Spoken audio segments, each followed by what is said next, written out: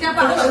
त्याच्यासाठी आपल्याला एका टोपामध्ये पाणी घ्यायचं आहे आणि पाणीला उकळी आल्यानंतर हिरव्या किंवा लाल मिरच्या थोडासा वाटून टाकायच्या आहे, त्यात मीठ टाकायचं आहे, तीळ टाकायचे आहे आणि जसं उकडीच्या मोदकासाठी आपण मिश्रण करतो पिठाचं तसं टाईपने करायचं आहे आणि 10 मिनिटं ठेवायचं आहे आणि त्यानंतर असं पीठ मळून घ्यायचं आहे. बघा असं पीठ एकदम लुसलुसीत झालं पाहिजे. बघा खिचा पापड. त्यानंतर असे लाटायचे. ते लाटायचं काम माझी बहीण करते कारण तिला खूप चांगल्या पद्धतीने पापड लागते तर कारण ती लिज्जत पापड बनवायची 15-15 किलो घरामध्ये. आता याच्या पुढे बघूया आपण की पापड बनून झाल्यानंतर कसे दिसतात.